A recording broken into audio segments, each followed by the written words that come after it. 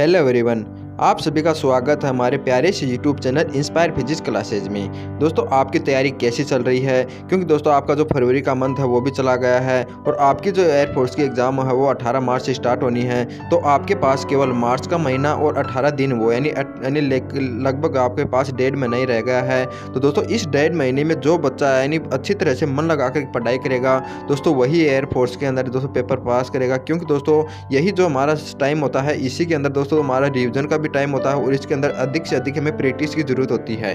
तो दोस्तों मैं भी आपके लिए बहुत मेहनत कर रहा हूँ दोस्तों, आपके लिए चैप्टर वाइज एमसीक्यू लेकर के आता हूँ। दोस्तों आज हम लेकर के आ गए हैं आपके लिए जो हमारा परमाणु संरचना है उससे संबंधित इंपॉर्टेंट क्वेश्चन है। दोस्तों इसके जो पहले वाले 21 क्वेश्चन है 20 क्वेश्चन है वो मैं आपको पहले पार्ट 1 में करा चुका हूँ और इसका आज का पार्ट नंबर 2 है। इसके अंदर करेंगे अपन 21 से आगे के सभी क्वेश्चन। तो आपको लिए दोस्तों मैं जो क्वेश्चन लेकर के आ रहा हूँ ये क्वेश्चन क्या आते हैं कि आपके एग्जाम में फ्रीक्वेंटली पूछे जाते हैं। ऐसे ही यही क्वेश्चन है जो आपके एग्जाम में बार बार पूछे जाते हैं। तो आपको कोई भी क्वेश्चन को स्किप नहीं करना है क्योंकि आपको तैयारी ऐसी कर लेनी है कि एग्जाम में कोई भी क्वेश्चन ऐसा नहीं रहे जो आपको नहीं पढ़ा हुआ हो और आपको इसका आंसर नहीं आ रहा हो। और दोस्तों मैं आपको लिए यानी चैप्टर में जितने भी संभावित क्वेश्चन है वो आपके लिए इंक्लूड कर रहा हूँ, जितने भी इंपॉर्टेंट क्वेश्चन होते हैं वो इंक्लूड करता हूँ। तो दोस्तों आप हमारे साथ रेगुलर अपनी मेहनत को जारी रखिए और आपको दोस्तों हमारा जो मिशन 2021 है उसको हर एक कंडीशन में अचीव करना है। तो शुरुआत करते हैं इस वीडियो की और देखते हैं इसका 21वां क्वेश्चन है।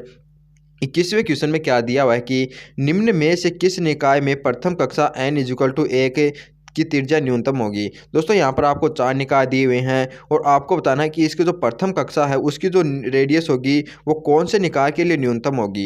यानी दोस्तों हमारे इसकी जो कक्षा होती हैं वो अनेक कक्षाएं होती हैं। तो हमारी जो इसकी जो प्रथम कक्षा है उसकी रेडियस बताना है कौन से निकाय के लिए न्यूनतम होगी।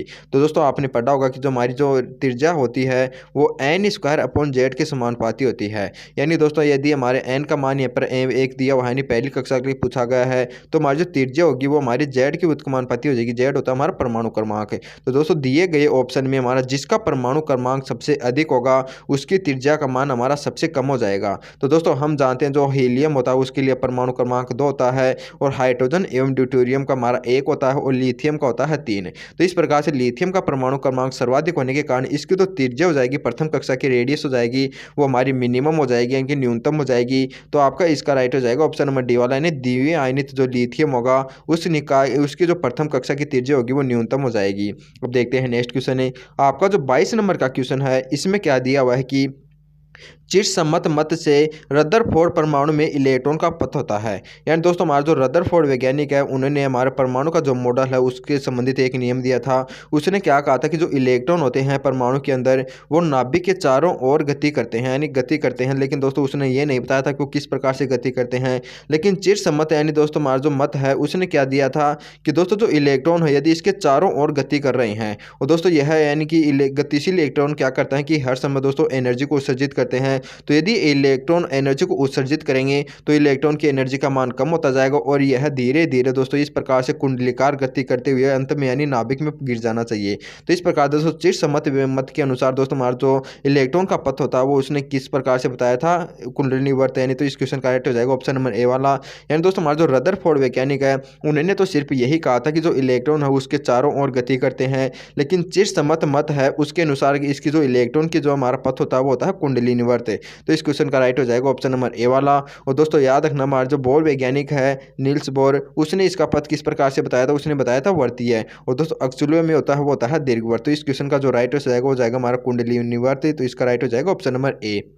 अब है नेक्स्ट क्वेश्चन है हमारा जो 23 नंबर का क्वेश्चन है। इसमें आपको दिया हुआ है हाइड्रोजन परमाणु में कौन सी राशि H/2π का पूर्ण गुणज होती है। इस क्वेश्चन में बताना कि हमारे दोस्तों जो ऐसी राशि कौन सी है जो H/2π का यानी पूर्ण गुणज होती है। तो दोस्तों आपने पढ़ा होगा कि जो हमारी नील्स बोर की जो द्वितीय अभिधारणा है उसके अनुसार यानी बोर वैज्ञानिक ने हमें क्या बताया था कि कोई भी जो इलेक्ट्रॉन है वो यदि किसी नाभिक के चारों ओर गति करता है तो दोस्तों वह एक वर्तीय कक्षा में गति करता है। और दोस्तों हर एक कक्षा में तो इसका जो कोणीय संवेग है वो h/2π का पूर्ण गुणज होता है।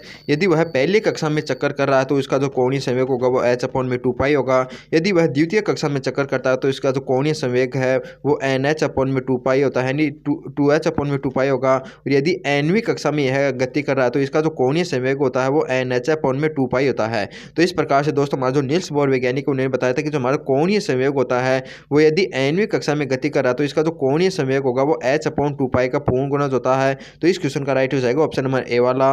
अब देखते हैं नेक्स्ट क्वेश्चन है हमारा जो 24 नंबर का क्वेश्चन है। इसके अंदर आपको दिया हुआ है कि मुख्य क्वांटम संख्या में वृद्धि करने पर जो क्रमागत ऊर्जा स्तरों के बीच ऊर्जा अंतर होता है। दोस्तों आपको क्या बताना कि हमारे दोस्तों इस प्रकार से जो कक्षाएं होती हैं ये हो गई हमारी पहली कक्षा, ये हो गई द्वितीय कक्षा, ये हो गई तीसरी कक्षा।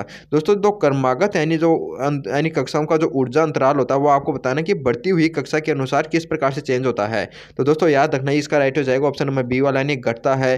क्योंकि दोस्तों हमारा पहली कक्षा एवं दूसरी कक्षा का जो ऊर्जा अंतराल मान लेते E1 है और द्वितीय कक्षा एवं तृतीय कक्षा का जो ऊर्जा अंतराल है वो E2 है। और दोस्तों यदि हमारा तीसरी और चौथा का हमारा E3 है। तो दोस्तों याद रखना जो E1 का मान होगा वहाँ मैक्सिमम होगा, क्योंकि दोस्तों जैसे जैसे अपने बढ़ते क्वांटम की ओर जाते हैं यानी मुख्य क्वांटम से वृद्धि करते हैं तो दो क्रमागत दोस्तों हमारे जो ऊर्जा स्तर होते हैं, जो क्रमागत ऊर्जा स्तर होते हैं उनके मध्य का जो ऊर्जा अंतराल होता है वो हमेशा घटता जाता है। यानी E1 का मान मैक्सिमम होता है, E2 का मान और भी कम होगा, E3 का मान और भी कम हो जाएगा। इस प्रकार से दोस्तों अपन यदि मान लेते हैं 9 से 10 में चला जाएंगे तो यहाँ पर जो ऊर्जा अंतराल होगा वो इससे बहुत कम हो जाएगा। तो इस प्रकार से याद रखना मुख्य क्वांटम संख्या में वृद्धि करने पर जो क्रमागत ऊर्जा स्तरों में जो वृद्धि होती है उसका जो ऊर्जा अंतराल होता है वो घटता जाता है। तो इस क्वेश्चन का राइट हो जाएगा ऑप्शन नंबर बी वाला, यानी घटता है। अब देखते हैं नेक्स्ट क्वेश्चन है आपका जो 25 नंबर का क्वेश्चन है। इसमें क्या दिया हुआ है कि बोर मॉडल की मान्यता है। दोस्तों हमारा जो बोर मॉडल है वो दोस्तों आपको बताना है उसने क्या क्या उसके मान्यता के अनुसार क्या क्या सिद्ध होता है। यानी नाभिक का द्रव्यमान अनंत होता है और यह विराम में है। क्वांटिकट कक्षा में इलेक्ट्रॉन की ऊर्जा उत्सर्जित नहीं होती है, या इलेक्ट्रॉन का द्रव्यमान नियत रहता है। उपरोक्त सभी। दोस्तों इस क्वेश्चन का राइट हो जाएगा आपका ऑप्शन नंबर डी वाला, यानी उपरोक्त सभी। क्योंकि दोस्तों हमारा जो बोर वैज्ञानिक है उन्होंने सभी बताया था कि उन्हें क्या बताया था कि जो हमारा जो नाभिक होता है दोस्तों वह स्थिर अवस्था में होता है और इसका जो द्रव्यमान उन्हें बताया था वो अनंत बताया था। और दोस्तों उसने ये भी कहा था कि यदि कोई इलेक्ट्रॉन किसी क्वांटिकट कक्षा में यानी गति कर रहा है, यानी कोई भी नियत कक्षा में यदि गति कर रहा है तो दोस्तों वह कोई भी एनर्जी को उत्सर्जित नहीं करता है। और दोस्तों उसने ये भी कहा था कि जो हमारा जो इलेक्ट्रॉन होता है इसका जो द्रव्यमान है वो नियत है, वो द्रव्यमान बताया था 9.1 गुणा 10⁻⁻31 से। तो इस प्रकार से जो इस क्वेश्चन का राइट हो जाएगा ऑप्शन हो जाएगा ऑप्शन नंबर डी वाला, उपरोक्त सभी। क्योंकि दोस्तों तीनों ही दोस्तों हमारा जो कथन है वो बोर मॉडल के अनुसार है। तो इस क्वेश्चन का राइट हो जाएगा आपसे ऑप्शन नंबर डी वाला। अब आपके लिए 26 नंबर का क्वेश्चन है। तो 26वां क्वेश्चन है, इसमें क्या दिया हुआ है कि किसी नाभिक के चारों ओर घूम रहे एक इलेक्ट्रॉन की गतिज ऊर्जा होगी। दोस्तों आपको क्या बताना कि हमारा कोई भी एक नाभिक है, इसके चारों ओर जो इलेक्ट्रॉन घूम रहा है इसकी दोस्तों हमारी जो काइनेटिक एनर्जी होगी, गतिज ऊर्जा होती है, वो बताना कि स्थितिज ऊर्जा के साथ किस प्रकार से संबंधित होती है। तो दोस्तों मैंने आपको पहले वाले पार्ट में इन दोनों की भी फॉर्मूला बताया था। याद रखना कोई यदि दोस्तों एन यानी हमारी Rn त्रिज्या वाली कक्षा में कोई इलेक्ट्रॉन हमारे गति कर रहा है तो यहाँ पर दोस्तों इसकी जो काइनेटिक एनर्जी होती है उसका फॉर्मूला तो हमारा होता है Ze² में होता है हमारा 2 और Rn का स्क्वायर, Rn ही होता है, सॉरी दोस्तों स्क्वायर नहीं होता है। और दोस्तों हमारी जो पोटेंशियल एनर्जी होती है वो हमारी कितनी होती है, वो ओनली होती है -kZe²/Rn। तो इस प्रकार से दोस्तों अपन जानते हैं कि दोस्तों नेगेटिव होते हैं, लेकिन जो हमारी काइनेटिक एनर्जी होती है दोस्तों हमारी पोटेंशियल एनर्जी की तुलना में आधी होती है। तो इस क्वेश्चन का राइट हो जाएगा आपको ऑप्शन नंबर डी वाला। दोस्तों याद रखना कोई हमारा एक इलेक्ट्रॉन है वो नाभिक के चारों ओर Rn यानी त्रिज्या वाली कक्षा में गति कर रहा है तो इसकी जो काइनेटिक एनर्जी का फॉर्मूला हुआ आपको याद रखना होगा, वो तो हमारा है Ze²/2Rn। और दोस्तों हमारी जो पोटेंशियल एनर्जी होती है उसका फॉर्मूला होता है Ze²/Rn ही होता है और ये होता है हमारा नेगेटिव। तो इस प्रकार से अपन देखते हैं कि जो हमारी पोटेंशियल एनर्जी होती है वो हमारी काइनेटिक एनर्जी होती है वो पोटेंशियल एनर्जी की तुलना में हाफ होती है। तो इसका राइट हो जाएगा ऑप्शन नंबर डी वाला।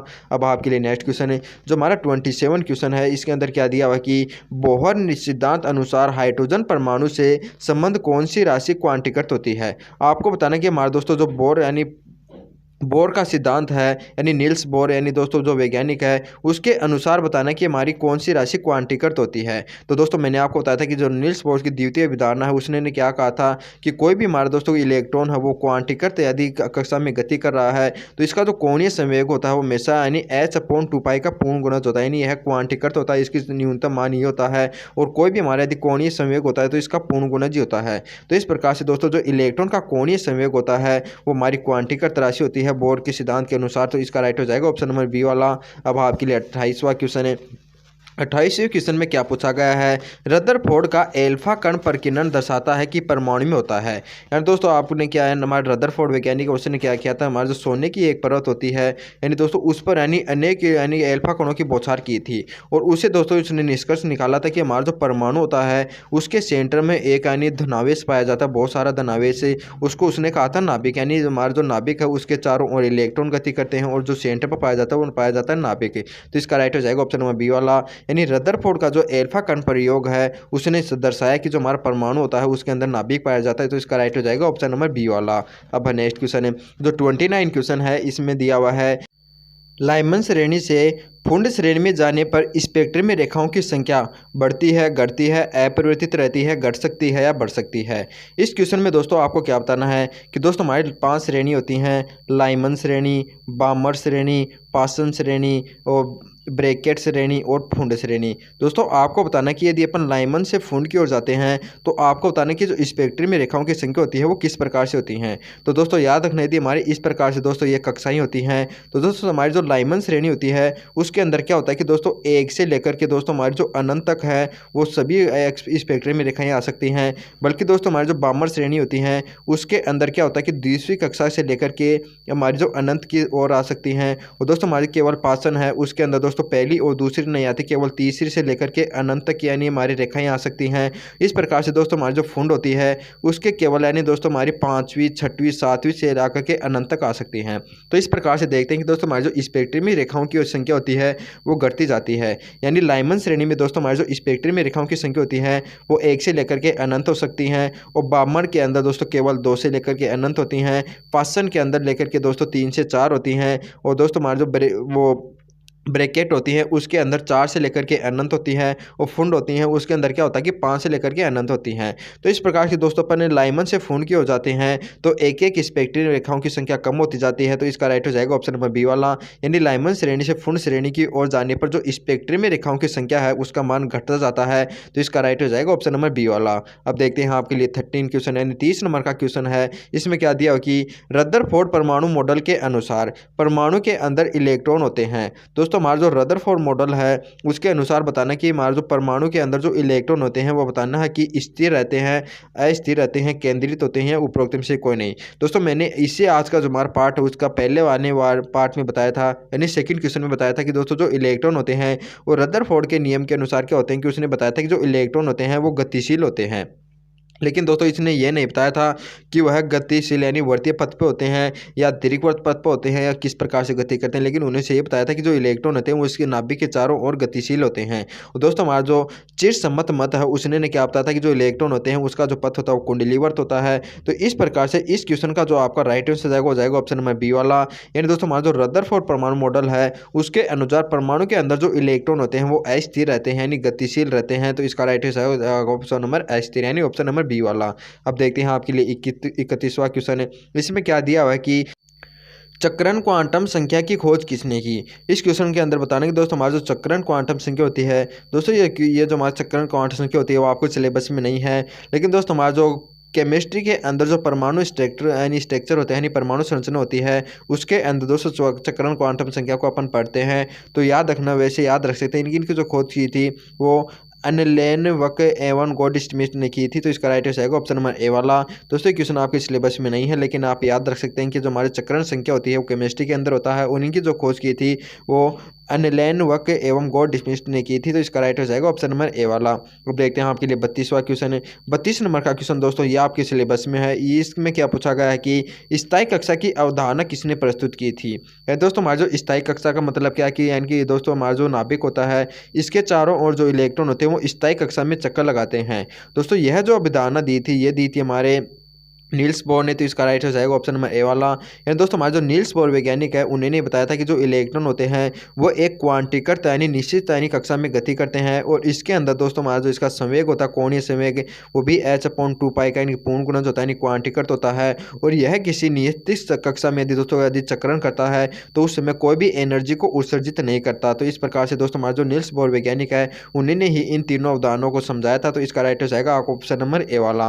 अब देखते हैं आपके लिए नेक्स्ट क्वेश्चन है जो 33 क्वेश्चन है। इसके अंदर क्या दिया हुआ कि हाइड्रोजन परमाणु जब अपने प्रथम उत्तेजित स्तर में जाता है तो इसकी त्रिज्या निम्न स्तर की त्रिज्या की होगी। दोस्तों आपको क्या बताना है कि दोस्तों हमारे को एक हाइड्रोजन परमाणु है, यदि प्रथम उत्तेजित अवस्था से यदि मूल उत्तेजित अवस्था में जाता है तो आपको बताना है कि इसकी जो रेडियस होगी, कक्षा की जो रेडियस होगी वो किस प्रकार से चेंज होगी। तो दोस्तों हमारा जो प्रथम उत्तेजित अवस्था का मतलब यानी दोस्तों उत्तेजित स्तर होता है उसका मतलब क्या होता है कि प्रथम का मतलब है यानी कि द्वितीय कक्षा, और मूल उत्तेजित यानी उत्तेजित स्तर होता है इसका मतलब है हमारी प्रथम कक्षा। तो दोस्तों यदि हमारी प्रथम कक्षा की त्रिज्या यदि r0 है तो दोस्तों द्वितीय कक्षा की जो हमारी त्रिज्या हो जाएगी, दोस्तों मैंने आपको बताया था कि हमारी जो nवीं कक्षा की जो त्रिज्या होती है वो n² के समानुपाती होती है। तो इस प्रकार दोस्तों द्वितीय कक्षा की जो त्रिज्या जाएगी वो पहले की यानी तुलना में 4 गुनी जाएगी, क्योंकि 2 का यदि अपन स्क्वायर करेंगे तो हमारा कितना हो जाएगा 4। तो यदि यदि हमारी प्रथम कक्षा की यानी मूल ऊर्जा स्थिर है उसकी यदि हमारी रेडियस r0 है तो दोस्तों हमारी जो द्वितीय कक्षा है या प्रथम उत्तेजित स्तर हो जाएगा उसकी जो रेडियस हो जाएगी वो हमारी कितनी हो जाएगी 4r0। तो इस प्रकार से इसका राइट हो जाएगा ऑप्शन नंबर डी वाला यानी 4 गुनी। अब देखते हैं नेक्स्ट क्वेश्चन है आपका जो 34 नंबर का क्वेश्चन है जो हमारा इसमें आपको क्या दिया है कि रदरफोर्ड के प्रकीर्णन प्रयोग में एल्फा कण प्रकीर्णन की स्थिति संगठन प्रचाल b बराबर 0 है, तो इसके लिए सही कौन होगा।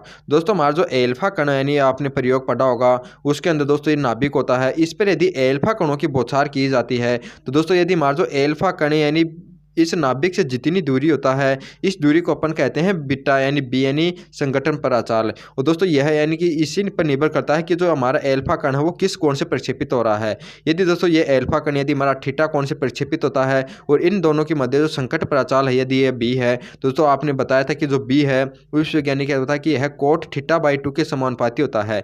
यहाँ पर हमें क्या दिया कि दोस्तों इस बी का मान 0 है, यानी जो एल्फा कण है दोस्तों यानी सीधे नाभिक से टकरा रहा है। दोस्तों आप इसको वैसे थ्योरिटिकल रूप से भी याद रख सकते हैं, यानी कोई भी हमारा जो एक एल्फा कण ऐसा होगा जो नाभिक से सीधे टकराएगा और वह उसी पथ पर वापस आ जाएगा, यानी 180 का कोण हो जाता है। यदि दोस्तों आप इस फॉर्मूले में से निकालना चाहते हैं, यदि आप बी का मान 0 रखेंगे तो हमारा जो कोट θ/2 है उसका भी मान हमारा 0 प्राप्त हो जाएगा। और हम जानते हैं कि दोस्तों हमारा जो 90 डिग्री पर दोस्तों हमारा जो कोट थीटा यानी कोट 90 का मान हमारा 0 होता है। तो यहाँ पर दोस्तों यदि θ/2 का मान यदि अपन 90 रखते हैं तो थीटा का मान हमें 180 प्राप्त हो जाता है।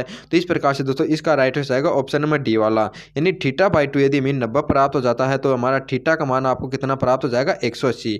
और दोस्तों इसका राइट हो जाएगा आपका ऑप्शन नंबर डी वाला। आप इसको थ्योरिटिकल भी याद रख सकते हैं कि हमारा जो कोई भी एक एल्फा कण ऐसा होगा जो नाभिक से सीधे टकराएगा तो टकराने के बाद यह जिस पथ से आता है उसी पथ पर वापस लौट आता है, यानी इसके मध्य जो कण होता है वो 180 होता है। यदि आप इस फॉर्मूले में से निकालना चाहते हैं कि जो बी होता है वो कोट θ/2 के समानुपाती होता है तो इसका जो राइट आंसर हो जाएगा ऑप्शन नंबर डी वाला। अब आपका 35 नंबर का क्वेश्चन 35 क्वेश्चन में क्या दिया हुआ कि स्वयं के सिद्धांत को समझाने के लिए बोहर ने अपनाया।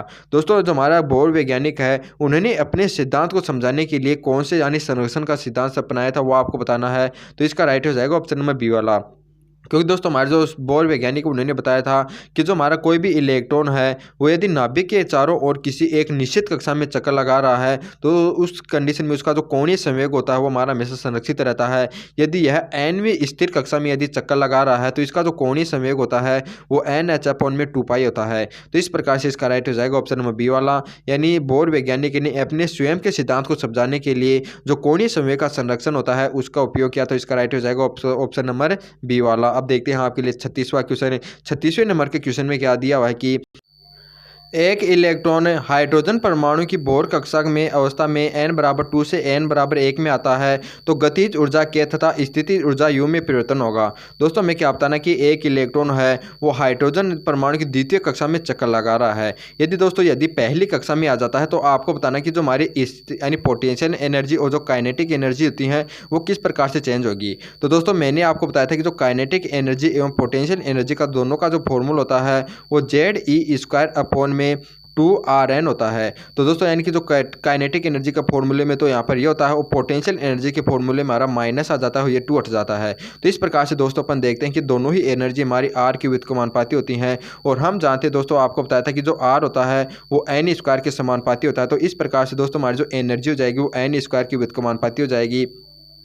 तो दोस्तों हमारी यानी जो हमारी प्रथम कक्षा में एनर्जी हो जाएगी और द्वितीय कक्षा में जो एनर्जी का अनुपात हो जाएगा वो हमारा n2 का स्क्वायर अपॉन में n1 का स्क्वायर हो जाएगा। और दोस्तों में n2 का मान कितना दिया हुआ है, यानी दोस्तों हमारी जो द्वितीय कक्षा कितनी दी हुई है, तो n2 का मान यदि अपन 2 रखेंगे और n1 का मान 1 रखेंगे, इसका कर देंगे अपन स्क्वायर। तो दोस्तों इस प्रकार से अपन पाते हैं कि जो हमारी प्रथम कक्षा में एनर्जी है दोस्तों वह पहली कक्षा की तुलना में 4 गुनी हो जाती है, यानी E2 की तुलना में हमारा 2 गुना हो जाएगा। यानी कि जो द्वितीय कक्षा है उसके अंदर यदि एनर्जी हमारी En है तो दोस्तों यानी प्रथम कक्षा में हमारी इसकी हो जाएगी 4 गुनी। तो इस प्रकार से दोस्तों हमारी पोटेंशियल एनर्जी और काइनेटिक एनर्जी है दोनों ही हमारी चेंज होकर के कितनी हो जाएंगी, 4 गुनी हो जाएंगी। तो इसका राइट हो जाएगा ऑप्शन नंबर सी वाला। दोस्तों फिर से देख लेना यदि आपको समझ में नहीं आया है। एंड दोस्तों हमारी जो काइनेटिक एनर्जी है यानी कोई भी एनर्जी है, मैंने आपको बताया था कि वो आर की व्युत्क्रमानुपाती होती है, और हम जानते हैं कि जो आर होता है वो एन स्क्वायर के समानुपाती होती है। यानी दोस्तों यदि हमारा कोई भी इलेक्ट्रॉन है, यदि दोस्तों जैसे जैसे एन का मान बढ़ता जाएगा उसके रेडियस का मान भी इस प्रकार से बढ़ता जाता है। यदि दोस्तों ये आर का मान यदि अपन यहाँ पर रखेंगे तो इस प्रकार से अपन देखते हैं कि जो एनर्जी होती है वो एन स्क्वायर की व्युत्क्रमानुपाती होती है। तो इस प्रकार से यदि दोस्तों एन का मान हमारा आधा हो गया है, यानी कि 2 से 1 हुआ, हाफ हुआ है, तो एनर्जी का मान हमारा 4 गुना हो जाएगा। तो इस प्रकार से इसका राइट हो जाएगा ऑप्शन नंबर सी वाला। अब देखते हैं आपके लिए 37 नंबर का क्वेश्चन है। 37 नंबर के क्वेश्चन में क्या दिया हुआ है कि एक हाइड्रोजन परमाणु की nवीं कक्षा में एनर्जी En है, तो एकल आयनित हीलियम परमाणु की nवीं कक्षा में एनर्जी होगी। दोस्तों आपको क्या दिया हुआ कि हमारा जो कोई एक हाइड्रोजन परमाणु है उसकी कोई nवीं कक्षा है, उसके अंदर एनर्जी En है, तो आपको बताना कि हमारा जो हीलियम परमाणु है उसकी nवीं कक्षा में दोस्तों आपको बतानी है एनर्जी कितनी होगी। दोस्तों मैंने आपको बताया था कि जो एनर्जी होती है वो आर की व्युत्क्रमानुपाती होती है, और मैंने आपको बताया था कि जो आर होती है वो एक यानी इस प्रकार से होती है एन स्क्वायर अपॉन जेड के समानुपाती होती है। तो हम जानते हैं दोस्तों यह यानी परमाणु क्रमांक की व्युत्क्रमानुपाती होती है। तो यदि दोस्तों एनर्जी हो जाएगी वो हमारी जेड के समानुपाती हो जाएगी। तो जैसे ही दोस्तों परमाणु क्रमांक का मान बढ़ेगा तो इस प्रकार से हमारी एनर्जी का मान भी बढ़ता जाएगा। तो दोस्तों यदि हम जानते हैं जो हमारा हाइड्रोजन होता है उसका परमाणु क्रमांक 1 होता है और हीलियम का परमाणु क्रमांक हमारा 2 होता है। तो इस प्रकार से दोस्तों जो एनर्जी का मान हो जाएगा वो हीलियम के लिए हाइड्रोजन की तुलना में 2 गुना हो जाएगा। तो इस क्वेश्चन का राइट हो जाएगा ऑप्शन नंबर सी वाला, यानी हाइड्रोजन परमाणु के जो हमारा परमाणु क्रमांक 1 होता है और हीलियम का कितना होता है 2, हाइड्रोजन का 1 हीलियम का 2, तो एनर्जी भी हमारी 2 गुनी हो जाएगी। तो इसका राइट हो जाएगा ऑप्शन नंबर सी वाला। दोस्तों क्वेश्चन है बहुत ही अच्छे हैं, इससे क्वेश्चन आपके एग्जाम में पूछे जाते हैं, तो ये दोनों क्वेश्चनों की दोस्तों अच्छी तरह से समझ लेना है। अब देखते हैं आपके लिए 38 क्वेश्चन है। इसमें क्या दिया हो कि बोर मॉडल में यदि प्रथम कक्षा की त्रिज्या यदि R0 हो तो चौथी कक्षा की त्रिज्या होगी।